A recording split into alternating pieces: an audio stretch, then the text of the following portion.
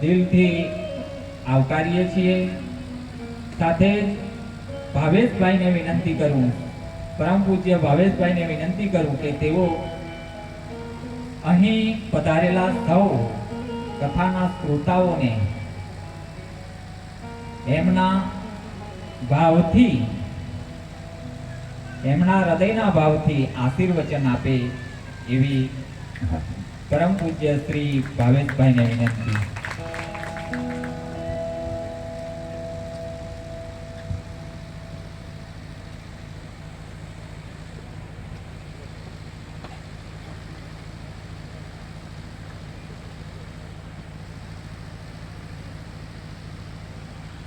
हरिः ओं नमः शम्भवाय च मयो भवाय च नमः शङ्कराय च महेश्वराय च नमः शिवाय च शिवतराय च। श्रीराम जय राम जय जय राम, श्रीराम जय राम जय जय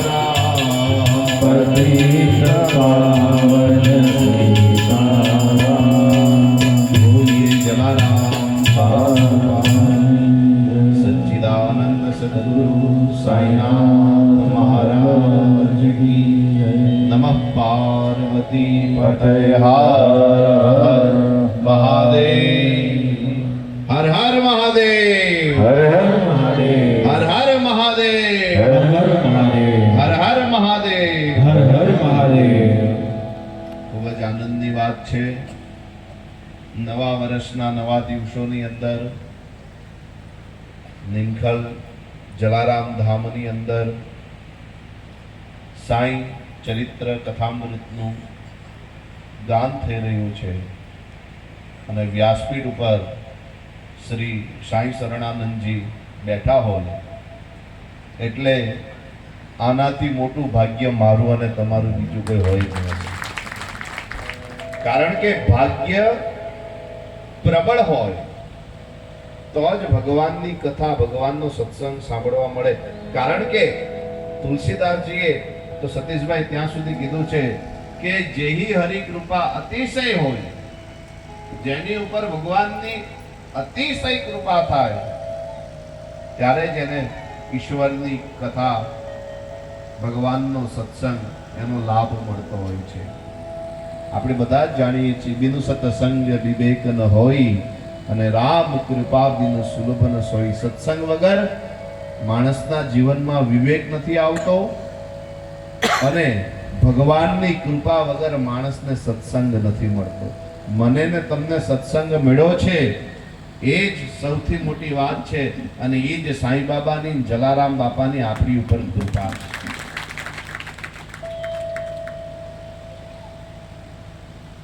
બાકી તો અત્યારે કોઈની વાત કરાય એમ। અત્યારે સમાજનું ચિત્ર જોઈ ત્યારે આપણને એમ લાગે કે આ ભગવાને શું ખરેખર આને માણસ બનાવ્યો છે? માણસ બનાવીને ભગવાને કઈ ભૂલ તો નથી કરી. જ્યાં ને ત્યાં દુરાચાર, પાપાચાર, ભ્રષ્ટાચાર. પણ જેમ કીચડની અંદર કમળ ખીલે એમ આપણા પંચલાઈ ધામની અંદર સાંઈ શરણાનંદ રૂપી કમળ ખીલ્યું છે, જે પોતાની સુગંધ, પોતાની સુવાસ અત્ર તત્ર સર્વત્ર ફેલાવી રહ્યું છે. સતીશભાઈ એક વખત કુંભારે પરમાત્માને, ભગવાનને પ્રાર્થના કરી અને પછી એણે બહુ સરસ વાત કરી. કુંભારે ભગવાનને એમ કીધું કે પ્રભુ તું પણ કારીગર અને હું પણ કારીગર. તું એ મારી જેવા કેટલાય માણસોને બનાવી અને આ પૃથ્વી ઉપર મોકલ્યા, અને મેં પણ તારા કેટલાય પૂતળા બનાવી અને આ જગતમાં વેચ્યા. પણ તારી કરતા મારી કારીગરી ઉત્તમ છે. શું કામ? તો કે તારા બનાવેલા પૂતળા એટલે કે માણસો એકબીજાની સાથે ઝઘડો કરે છે, અને મારા બનાવેલા પૂતળા એટલે કે મૂર્તિઓની ઉપર લોકો ફૂલના હાર ચડાવે છે, એટલે હું વધારે શ્રેષ્ઠ કારીગર. વાત વિચારવા જેવી છે. આજના સાંપ્રત સમયની અંદર થોડું ઘણું ભણી ગયેલો માણસ પછી એમ કહેતો ફરે કે હું ભગવાન. એક સંતને, બહુ તમારો વધારે સમય નહીં લઉં આજે, કારણ કે આપણે સતીશભાઈને સાંભળવાના છે. પણ એક વાત જે મારા દિલમાં સ્પર્શ મેં સાંભળી, મને બહુ ગમી. એક સંતની આગળ એક માણસ ગયો, એને કીધું કે મહારાજ તમે બધું આ લઈને બેઠા છો, પણ હું ભગવાનને માનતો નથી. શું કીધું? હું ભગવાન કહે છે જમાનો જગતમાં જગદીશની હસ્તી નથી, પણ આ જગતમાં જગદીશની હસ્તી નથી, એ વાત હૈયે વસતી નથી. શું કામ? તો કે પ્રભુની મૂર્તિ જરાય વાર આંખોથી દૂર ખસતી નથી. તમે માનો ન માનો, તમને મુબારક, એમાં અમારી કોઈ જબરદસ્તી નથી. અમે અહીંયા જબરદસ્તી કરવા માટે નથી આવ્યા, પણ પ્રેમથી એક એટલે એ માણસે કીધું પેલા સંતને કે મહારાજ તમે લઈને બેઠા, પણ હું ભગવાનને માનતો. હું તો બહુ પ્રેક્ટિકલ માણસ છું. જે વસ્તુ પ્રેક્ટિકલી સ્વીકાર હોય એ વસ્તુને જ હું માનું છું. આવી કીધેલી ને સાંભળેલી વાતો ઉપર હું ભરોસો કરતો નથી. એટલે પછી પેલા સંતે કીધું એ માણસને, ભાઈ વાત તારી સાચી છે, તારી બરોબર, પણ તને ઝેરના વિષયમાં ખબર છે? ઝેર કોને કહેવાય? એટલે પેલાએ કીધું કે હા મહારાજ, મને ઝેરની ખબર છે. ઝેર પીવે તો માણસ મરી જાય. કેમ કે તું એ ઝેર પીધું? તો કે નહીં, મેં નથી પીધું. તો પછી તું કેમ એમ માને છે કે ઝેર પીએ તો માણસ મરી જાય? ત્યારે પેલાએ કીધું કે નહીં, આ તો મેડિકલ સાયન્સમાં લખેલું છે, અને લોકો પાસે મેં સાંભળ્યું છે કે ઝેર પીવાથી માણસ મરી જાય, એટલે મને ખબર છે.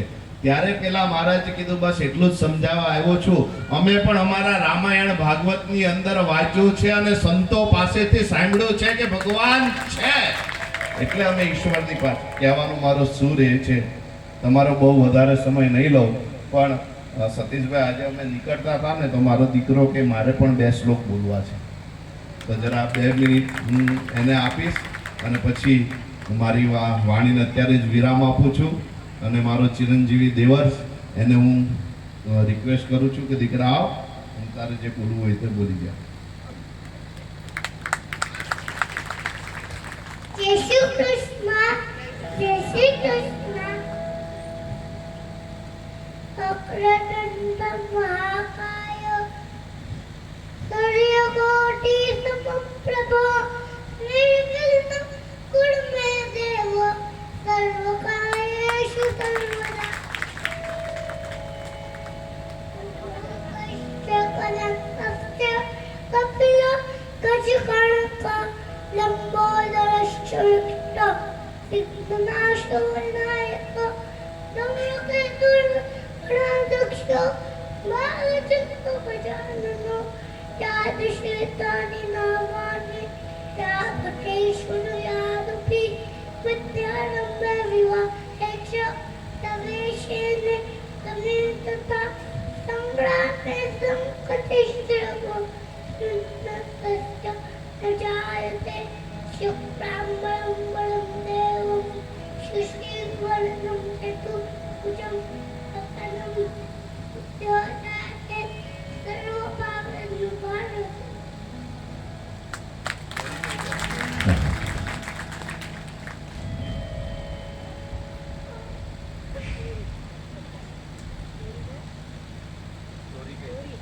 થોડી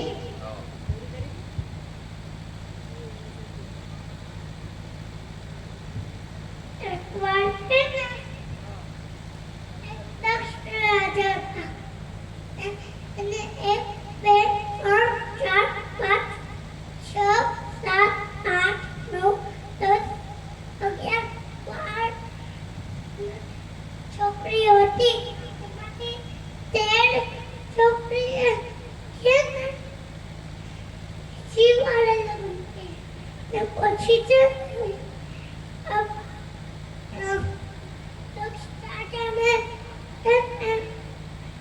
યજ્ઞ કરવાનો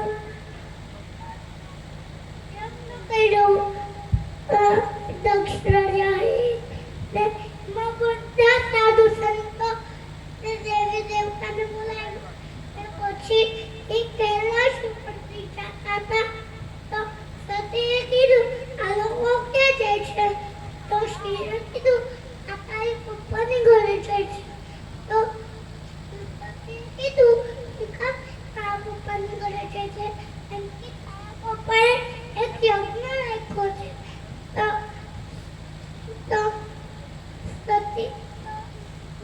તો સતીએ કીધું કે આપણે આમંત્રણ નથી તો શિવે કીધું આપણે આમંત્રણ નથી તો પછી સતી કહે કે આ પદ પાણી મળે છે આમંત્રણ વગરવી જોઈએ તો શિવે કીધું આમંત્રણ ચાલી જોઈ નહીં હોય તો ન જોવાય તો પણ આમંત્રણ નહીં હોય તો જોવાય ને આમંત્રણ નહીં હોય તો બી જોવાય તો પછી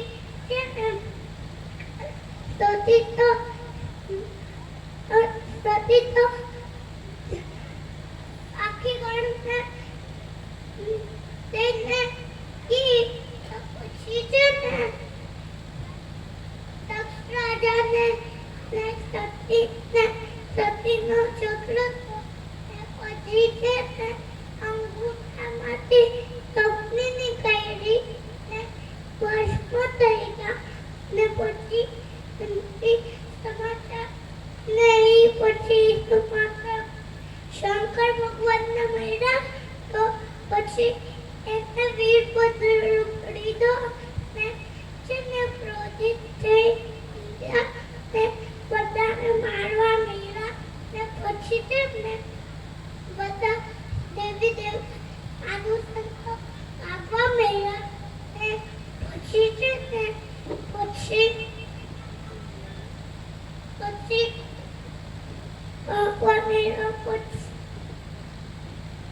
છે ને આ સતીનું કાંઈ નથી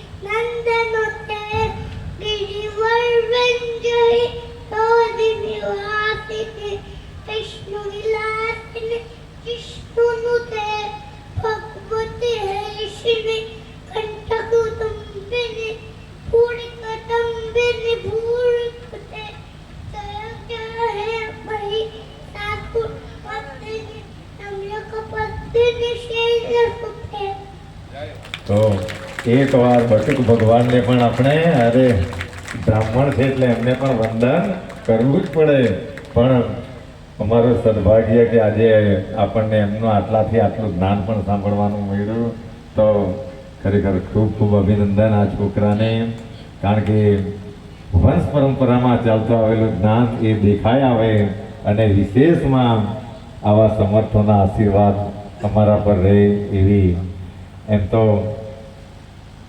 ભાવેશભાઈએ ત્યારે બહુ સરસ વાત કરેલી કે પંચલાય સાંઈધામમાં દૂરથી લઈને પ્રજાપતિના નાતાઓ છે પણ આટલા વર્ષોના નાતાઓ આજે પણ અકબંધ છે. બાબાને પ્રાર્થના કરીએ કે હંમેશા પણ ભાવેશભાઈ માટે એટલું તો ચોક્કસ કહેશું કે પ્રભુ પ્રેમ બનાએ રખના, ચरणों से लगा के रखना, प्रभु प्रेम बनाए रखना, चरणों से लगाए रखना, प्रेम बनाए रखना, चरणों से लगाए रखना, प्रभु प्रेम बनाए रखना, चरणों से लगाए रखना, प्रभु प्रेम बनाए रखना, चरणों से लगाए रखना, प्रभु प्रेम बनाए रखना, चरणों से लगाए रखना, प्रभु प्रेम बनाए रखना, चरणों से लगाए रखना। बोलो श्री सच्चिदानंद सद्गुरु साईनाथ महाराज की जय।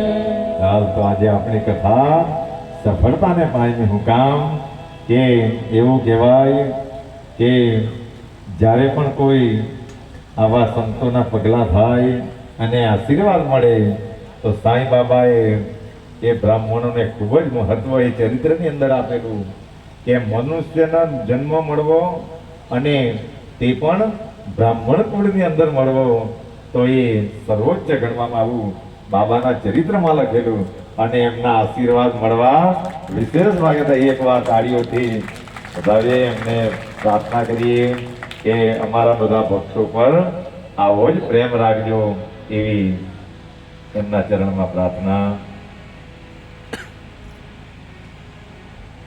ઓમ સાઈ નમો નમઃ, શ્રી સાઈ નમો નમઃ, જય જય સાઈ નમો નમઃ, સદગુરુ સાઈ નમો નમઃ. ઓમ સાઈ નમો નમઃ, શ્રી સાઈ નમો નમઃ, જય જય સાઈ નમો નમઃ, સદગુરુ સાઈ નમો નમઃ. ઓમ સાઈ નમો નમઃ, શ્રી સાઈ નમો નમઃ, જય જય સાઈ નમો નમઃ, સદગુરુ સાઈ નમો નમઃ. ઓમ સાઈ નમો નમઃ, શ્રી સાઈ નમો નમઃ, જય જય સાઈ નમો નમઃ, સદગુરુ સાઈ નમો નમઃ. સદગુરુ સાઈ નમો નમઃ, સદગુરુ સાઈ નમો નમઃ, સદગુરુ સાઈ નમો નમઃ. સદગુરુ સાઈ નમો નમઃ. બોલો શ્રી સચ્ચિદાનંદ સદગુરુ સાઈનાથ મહારાજ કી જય. તો આપણે કથાના એ પ્રવાહમાં હતા કે સાંઈ તરુણ અવસ્થામાં શિરડીમાં જ્યારે પ્રગટ થયા તો ત્યારે તેની અવસ્થા કેવી હતી? તો જ્યારે સાંઈ તરુણ અવસ્થામાં હતા ત્યારે માથા પર લાંબા વાળ રાખતા, માથા પર લાંબા, કદી માથાનું મુંડન કરાવતા નહીં, લાંબા વાળ રાખતા, તે પહેલવાનની જેમ પહેરવેશ ધારણ કરતા. બાબા જ્યારે રાહતા જતા ત્યારે ગલગોટા, જાય, જુઈ વગેરે રોપા લઈ આવતા અને પોતાના હાથે જ ઉજ્જડ જગ્યામાં રોપતા હતા. જુઓ, આના પરથી બાબાએ એક બહુ સરસ બોધ આપેલો કે આ મળેલું જીવન છે તો તેમાં બાગ લગાવતા શીખવાનું. જો એના એક એક શબ્દો એટલા પવિત્ર છે, એમનું આચરણ એવું હતું કે એના પરથી આખી દુનિયાએ બોધ લીધો કે જીવનમાં બાગ લગાવતા શીખવાનું, જીવનમાં કોઈ દિવસ આગ લગાવવાની ટ્રાય નહીં કરવાની. હું કામ? કારણ કે કોઈને એમાં આગ લગાવવા પહેલા એ આગ માણસે પોતાએ પકડવી પડે. બીજાને પર કિચડ ઉછાળવા પહેલા પોતાએ કિચડમાં પડવું પડે તો જ તે માણસ બીજા પર કિચડ ઉછાળવા પડે.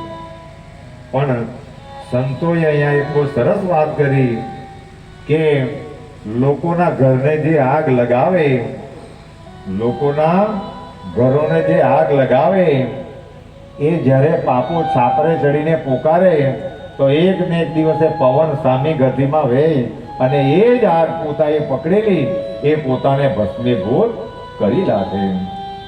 એટલે બાબાના ચરિત્ર પરથી બોધ એ લેવાનો કે હંમેશા ને હંમેશા બાગ બનાવતા શીખવાનું. અને જે માણસો બાગ બનાવતા શીખે એને આમાં સારા ફૂલો પવિત્ર સુગંધ મળે. અને જે ખાલી લોકોના ઘરોને આગ લગાવે એને પાપ ને તાપ સિવાય બીજું કંઈ પ્રાપ્ત થઈ શકતું નથી. એનું એક કારણ બીજું છે કે દરેક જીવોની અંદર પરમાત્મા વિરાજમાન છે. એટલે એમ તો સંતોએ તો એમ કહ્યું કે સામે માણસ આવે ને તમે દ્વેષ રાખે તો પણ પાપ લાગે. એટલે પહેલા વડીલો રામ રામ કરી દેતા, ભગવાનનું નામ બોલાઈ જાય એટલે એ દ્વેષ મટી જાય. પણ આજે પરિસ્થિતિ બદલાઈ ગઈ. આજે હમણાં મહારાજશ્રીએ બહુ સરસ વાત કરી કે હવે તો કોઈને કંઈ કહેવાય પણ નહીં, એવો સમય આવી ગયો. અને આ પરંપરા જો કદાચ ચાલી આ ધર્મથી બધા વિચલિત થઈને ચાલશે તો હાલની પરિસ્થિતિમાં પણ આપણે જોઈ શકીએ કે કેવો સમય હમણાં છે. કોઈને કોઈ પ્રત્યે પ્રેમ નથી. પહેલાના જમાનામાં બધા વડીલો બેહેલા છે કે એક ફળિયાના જમાઈ આવે કે ગામના જમાઈ આવે આખા ફળિયામાં ફરે, બધા ઓળખે છે, બધાને પ્રેમથી આવકારે અને વિવિધ વાતોના ગપાટા મારે. એવો એ સમય હતો. અને આજે પરિસ્થિતિ જુઓ કેવી બાજુના જમાઈ આવીને એક રાત રોકાઈને ગયેલા કે તો બાજુવાળાને પણ ખબર નહીં પડી. પહેલા સાધનો નહીં હતા તો પણ સગાઈઓ ટકેલી રહેતી. અને આજે આટલા સાધનો છે તો પણ આપણા બાળકોને કોણ માસી, કોણ કાકો અને મામા વાળો કાકો કોણ તે પણ કોઈને ખબર નહીં મળે. કેવી પરિસ્થિતિઓ આવી ગઈ અને પ્રેમનું નામ નિશાન મટી ગયું. છોકરાઓ ઘરે મોબાઈલ લઈને લાગી રહે કે કોણ આવો બેસો, કંઈ પણ નહીં. કેવી પરિસ્થિતિનો સામનો, કેવી પરિસ્થિતિમાંથી આપણે ગુજરી રહેલા છે. એટલે અને આ બાળક હમણાંથી જ આટલી બધી માનસિકતા બાળકને એનું જીવન કોઈ દિવસ સારું નહીં જાય. કારણ કે જીવનમાં કંઈ માનવતા વિશે કંઈ શીખવાના જ નહીં. એટલા માટે આવા સમયે સંતોના ચરિત્રની અને શાસ્ત્રોની જરૂર છે, સંસ્કારની જરૂર છે. નહીં તો ગમે એટલું ભેગું કરવો પણ જો સંસ્કારો નહીં હશે તો એ બેડુને કાણું પાડી લાગતા આ પરિવારને કંઈ પણ વાર નહીં લાગે. એટલા માટે સંસ્કારની જરૂર છે કે સંસ્કાર જો હશે તો ઝૂંપડીમાં પણ રોટલી ચટણી સાથે આપણને આપણું સંતાન ખવાડે. વિટમણાઓ આપણે જોતા છે બજારોની અંદર કે ગામડાઓની અંદર પણ સંસ્કારો નહીં મળે એટલે માય બાપો કેવી હાલતમાં છે. આનો અંદાજ હમણાં માણસોને નહીં આવે. પણ જ્યારે પોતાનું શરીર ખાટલામાં પડે ત્યારે આપણું સંતાન આપણી સેવા નહીં કરે તે દિવસે આ તો કલ્પનાના બહારની વસ્તુ છે બધી. પણ એ સમયને આવી લાગતા કંઈ પણ વાર લાગતી નથી. આવી જ જાય સમય. કારણ કે આટલો સમય નીકળી ગયો. જ્યારે લોકો ચશ્મા પહેરતા ત્યારે આપણે તેને આ બેટરી વાળોને આવી બધી પરિસ્થિતિઓ કહેતા. સમય ગયો અને આજે આપણી પણ બેટરી લાગી ગઈ. આજે બેટરી લાગી એટલે કાલે ખાટલામાં લાકડી બી મળવાની એ વાત પણ સનાતન છે. એટલે એ સમય આવે તે પહેલાની સ્થિતિને આપણે સાચવી લેવા જેવી છે. અને વિશેષમાં દુઃખોના કારણ તો એ છે કે સમાજની અંદર પરિસ્થિતિઓ એ થઈ ગઈ કે માય બાપો ખાટલામાં બેસીને હૈયા વરાળ કરે કે મારું પરિવાર મારી પાસે આવીને બેસે, ખાલી વાતો કરે. પણ આજના હડાહડ કળિયુગમાં માયાની અંદર ગૂંચવાયેલો માણસ એમને માય બાપ પાસે બેસવાની એક પણ ક્ષણની, એક પણ મિનિટની ફુરસત નથી. એટલે માય બાપો બેઠા ને બેઠા જ એ તકલીફો ભોગવે. એમની શરીરની વેદના કરતા એ પરિવારની વેદના વધારે છે. કારણ કે માય બાપો એટલી તો આશા રાખતા જ હોય કે મારું પરિવાર મારી પાસે આવીને બેસે, સાથે જમે. અને ઘણીવાર કથાઓમાં તો એમ તો બધાને કહેલું જ છે કે માય બાપો પ્રેમ સિવાય બીજું કંઈ પણ ઈચ્છતા નથી. જ્યાં ત્યાં જઈને અમારું કહેવાનું કામ છે, કારણ કે સાંઈ બાબાએ અમને જવાબદારી સોંપી કે માય બાપોને સાચવો. એ છે તો આપણે બધા છે. એમણે આપણને આ દુનિયા બતાવી છે અને એમના આશીર્વાદ હશે તો જ આપણે આ બધા કાર્યોને કરી શકું, બધા જ કાર્યોમાં સફળ થઈ શકું. જેમ ગણપતિ દાદાએ આજે પણ એ પ્રથમ પૂજાયા. હું કામ? કારણ કે એમણે મા બાપની સેવા કરી, મા બાપની પરિક્રમા કરી, તો આજે બધી વિધિઓમાં એ બીજું જેમાં પ્રથમ પૂજાયા. અને આપણે આ વસ્તુ માટે મોટી આશા રાખીએ અને એ કર્મો જ્યારે કરવાના આવે ત્યારે પાછળ પડીએ તો એ પણ ગણપતિને ગમે એટલા લોકો માને, પણ જ્યાં સુધી ગણપતિની વાત નહીં માને ત્યાં સુધી ભક્તો પર કૃપા થઈ શકતી નથી. એટલે સાંઈ બાબાને પણ ગમે એટલા માને, પણ સાંઈ બાબાની વાતો નહીં માને તો ત્યાં સુધી સાંઈ બાબા પણ કૃપા કરવાના નથી. કારણ કે પહેલો પાયો જ આપણા મા બાપો છે. અહીંથી એ લોકો સહી કરે તો જ ઉપરવાળો પણ, કારણ કે તમારો પાયો કાચો હશે અને ઉપર તમે 10 માળની બિલ્ડિંગ પણ બનાવે, પણ પાયો કાચો હશે તો એ બિલ્ડિંગ ટકી શકતી. એવું જ બધા ક્ષેત્રમાં કે પાયો જ મજબૂત નહીં હશે તો એ બીજી વસ્તુઓ ટકી શકતી નથી. એટલા માટે સાંઈ બાબાએ એ જાય જોઈ વગેરે લાવીને બાગ બનાવીને લોકોને બોધ આપ્યો, સ્વતઃ બોધ આપ્યો. જેમ એ સેગામના ગજાનન મહારાજ એ જ્યારે સેગામની અંદર પ્રગટ થયા તો એક ઘરમાં પુણ્યતિથિ નિમિત્તે ભજન કીર્તન ચાલતા હતા અને જમાણ ચાલતું હતું. આનું પણ એક વિધિ વિધાન છે કે આજે લોકો જન્મદિવસ ઉજવવામાં લાખો રૂપિયા ખર્ચી રહેલા છે આડા રસ્તે, પણ આનું પણ એક વિધિનું વિધાન છે કે પુણ્યતિથિ કે જન્મતિથિ એ નિમિત્તે બધાને જમાડવાનું પુણ્ય છે. એમ કહેવાય કે જન્મતિથિ નિમિત્તે પણ બધાને જમાડવામાં આવે તો જેને નિમિત્ત બનાવેલું હોય તો એ નિમિત્તનું બધી જ રીતે કલ્યાણ થાય. અંદાજનું આવું મહત્વ છે. અને પુણ્યતિથિ નિમિત્તે પણ જો જમાડવામાં આવે તો આપણો પિતૃઓ ત્યાંથી સારા આશીર્વાદ આપણને આપે. અને આપણા શાસ્ત્રો એમ કહે કે આપણા પિતૃઓ મોક્ષ સિવાય આપણને બધી જ સુખ સુવિધાઓ આપી શકે, સંતાનો પણ એ લોકો જ આપી શકે. કારણ કે દાદો પણ પોતો થઈને પોતાના પરિવારમાં આવે, આવા શાસ્ત્રોમાં દાખલાઓ છે. તો આ કાર્યો કરી લેવા જેવા છે. અને એ રોપાઓને બાબા નિયમિત રીતે પાણી સિંચતા. એમના ભક્ત વામન તાત્યા બાબા માટે દરરોજ માટીના 2 કાચા ઘડા લાવી આપતા અને બાબા પોતાના હાથ વડે એ બધા છોડવાઓને સિંચતા. તેઓ કૂવામાંથી કાચા ઘડા વડે પાણી કાઢીને ખભે ઉચકીને જુઓ આટલો સમર્થ કે આખી દુનિયાની ટ્રેન કાંથી કાં કયા જગ્યાએ રોકાવાની, પ્લેન કઈ જગ્યાએ ઉપડવાનું, એની બધી ખબર રાખવા વાળો એ શિરડીમાં બેહે. અને આવું કામ પણ એમણે કરેલું કે ઘડા ઉચકીને એમણે હીચેલા પણ, એમણે એ દ્વારકામાં મસ્જિદને લીપેલી પણ.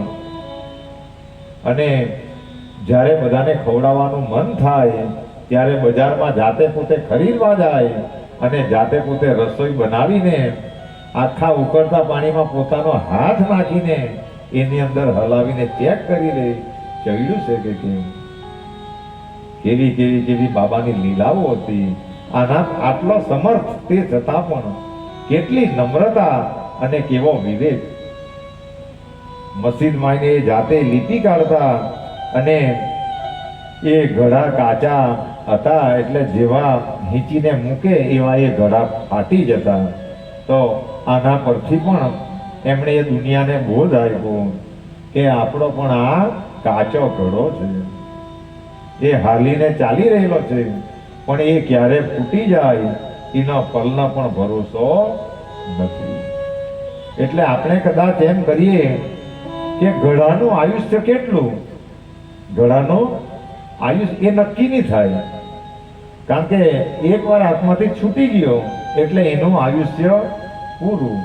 એટલે આ માટલું લાવ્યા એટલે એ કેટલો સમય તકશે એની કોઈ પણ ગેરંટી નથી. તેમ આ પણ માટીનો ઘડો છે, એ કેટલો સમય તકશે એને કોઈનો કોઈ પણ ભરોસો નથી. એટલે મળેલો જ્યાં સુધી એ ઘડો છે ત્યાં સુધી, અને એ ઘડાને આનો સ્પર્શ થયો. જો ભગવાન જેમ એક કુંભાર એ ઘડાને ટીપે અને એનો આકાર આપે, એ સરસ માટલુંને બનાવે, અને એ જ્યારે ટીપે ત્યારે એક હાથ અંદરથી રાખે અને એને ટીપે ને એને સરસ આકાર આપે, એટલે આખું માટલું કમ્પ્લીટ થઈ જાય અને એમાંથી આપણને ઠંડુ પાણી પીવાનું મળે. એટલે એ હાથ અંદર એટલા માટે રાખે કે તૂટતા તૂટતા ટીપી કદાચ ફાટી નહીં જાય. એવી જ રીતે આપણે જેને માનીએ, જે સદગુરુને માનીએ, એ પણ આપણને, એ ભગવાન પણ આપણને દુઃખોમાંથી પસાર કરે, એ ટીપે આપણને, પણ એક બાજુ એનો હાથ આપણા પર રાખે પણ કે ક્યાંક મારો ભક્ત તૂટી નહીં જાય. કારણ કે આને ખબર છે મને આને કઈ રીતનો આકાર આપવાનો છે. એટલે કોઈક વાર આમાં દુઃખો આવી જાય તો એમાં કઈ બહુ ચિંતા કરવાની એ તો આવે અને નીકળી જાય. દુઃખો રામ જેવા પર, કૃષ્ણ જેવા પર આટલા બધા દુઃખો આવેલા પોતાની જ સાથે રહેવાવાળા માણસો પણ સમજી નહીં શકેલા. એટલે એકવાર એક પ્રવચનની અંદર મારે એવું કહેવાનું થયેલું કે કૃષ્ણ પણ જ્યાં સુધી નાલ્લો હતો ત્યારે